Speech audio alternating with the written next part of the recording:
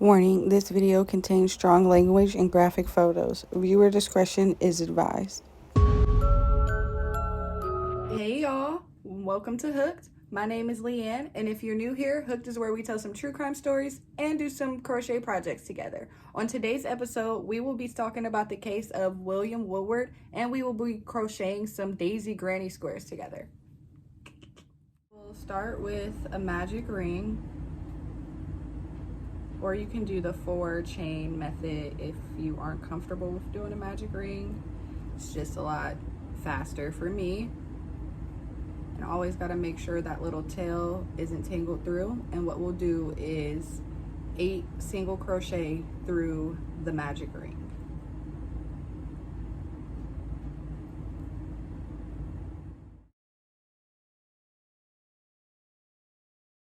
So did y'all hear about the model Melissa Mooney that was found in her refrigerator? She was found gagged, beaten, and bound. And what's so crazy is not only was she in her own home, whoever did this to her wedged her in her refrigerator. Like, that is so crazy. Could you imagine being home in your place of peace, just chilling with family or even crocheting, and all you hear are neighbors outside screaming threats at you and your family, saying all kinds of crazy things? What would you do? Well, that's exactly what William Woodward, known as Billy, went through himself. And he was going to make sure he and his family were safe, even if that meant killing 2 of his neighbors and injuring 1. Any other neighborhood on Smith Dry in Titusville, Florida. Billy and Barbara Woodward, along with Gary Hembry and Tim Blake with his wife, were all pretty friendly neighbors whose children played together very frequently. But this all changed when Gary's girlfriend Kim Salisbury and friend Roger moved in with Gary.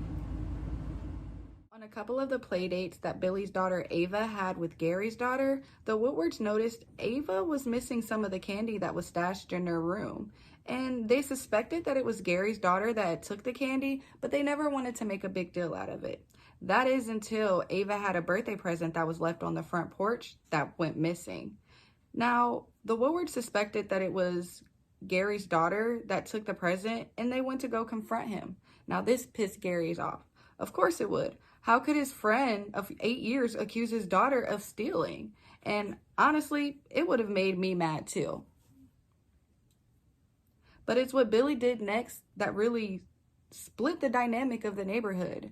Billy called the police, and because of this, Gary was questioned about the present. That one phone call split the neighborhood, with the Blakes siding with Gary. Color, but from there we will start to do the petal.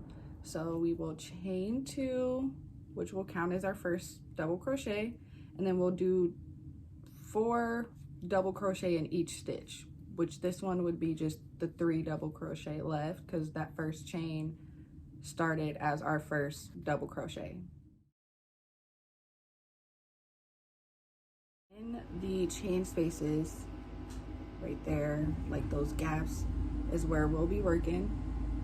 So I've just attached another color. If you don't want to attach another color, you don't have to. I usually do because you can see the flower pattern better when the petals are white, and then you do your other colors.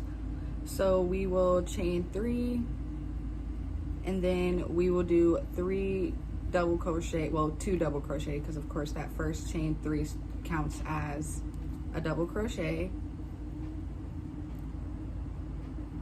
Chain 2, and then do another 3 double crochet. And with that, you have started to create your first corner of the square.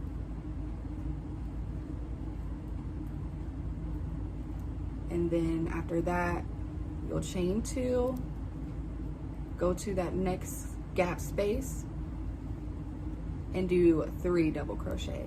And you'll repeat that until you come to the end of the row where you actually just meet back up with the first corner space you did.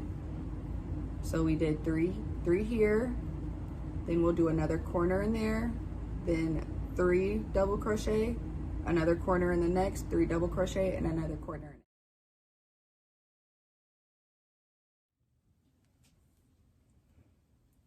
Now, this did start a chain of phone calls to the police from both Gary and Billy over any and every little thing. There were so many threats going back and forth that it made Barbara and her kids uncomfortable in their own home. One of the neighbors even threatened to have Billy's daughter Ava raped.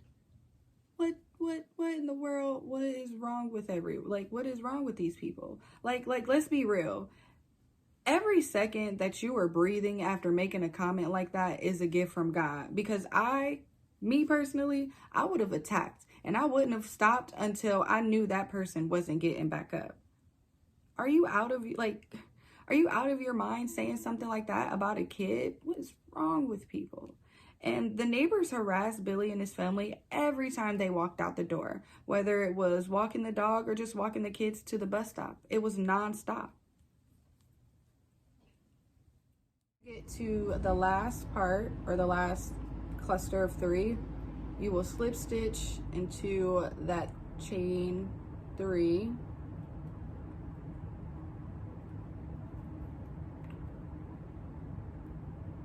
pull tight, and you will have this. It looks like a flower. So then, depending on how big you want your granny square, you will add more rows, just like any other granny square. I did do one granny square in a previous video. You could always check that out. I would love another view. Or you can keep it this small and just kind of cut your yarn and be done.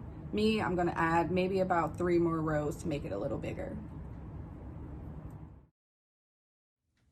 On one occasion, Billy got a lawn chair, put it at the end of his driveway, and just gave everyone the finger as they were screaming threats at him. During this, Billy's dad came over to check on him, and soon the threats were being directed towards him. Roger was saying things like, "You need this old man to protect you? I should just take the old man out, maybe with a bat." See, one thing about me is you can say whatever you want about me. I don't care. But what you're not going to do is you're not going to talk about my daughter or my parents. And of course, that set Billy off. But his dad was able to get him back inside. On Billy's security cameras, you can hear more threats from the neighbors, saying things like they were going to burn his house down and making more crazy threats about his daughter and his wife. Gary even reported Billy for illegally raising chickens within city limits, and this devastated Billy. And something changed in him as he watched these people take his chickens away. Billy had been in the army for several years and struggled with PTSD, and he considered these chickens his therapy animals. He was raising about 20 in his backyard, and he took amazing care of them. But once Gary called the city on him, he had to let him go.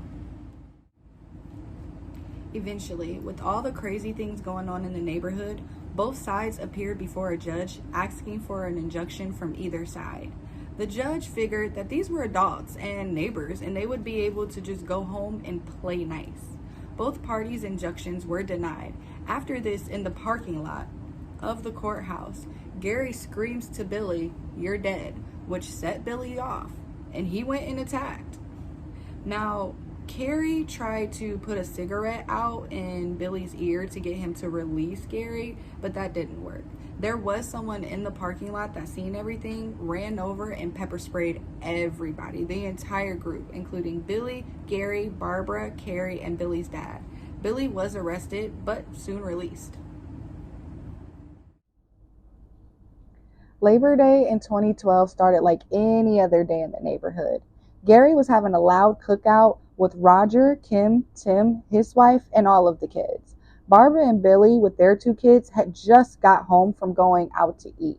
And Barbara even suggested to Billy, "Let's go to your dad's house," just so that they were able to get some actual sleep without threats being thrown at them and the loud music that Gary was playing. But Billy refused. And as the night went on, the music and the people that Gary had over just got louder and louder. Some of them even standing in the street directly in view of Billy's camera, saying all kinds of crazy things, even mooning the camera because they're like 12. Billy then heard what he thought were gunshots, which already had him in a mindset that he needed to jump into action to protect his family. but he didn't. He just observed from his camera. And then he seen them set this huge branch on fire and yelling, "Burn, baby, burn." No one know why they set the branch on fire. No one can explain that. But Billy said he needed to figure out what was going on. What were they going to do with that? Were they planning on setting his house on fire with him and his family in there?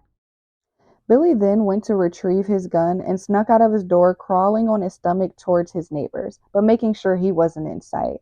All of this was seen on his security cameras, and once he got to the end of his driveway, he waited near the bushes. It literally looked like he was on a military mission. Billy heard someone say what he thought was, "Come on, let's get him. Let's just end this." And that's when he jumped into action. The recording shows Woodward crawling toward the homes of the three men. Billy shot Roger in front of his teenage son, then went over to Tim and shot him 11 times.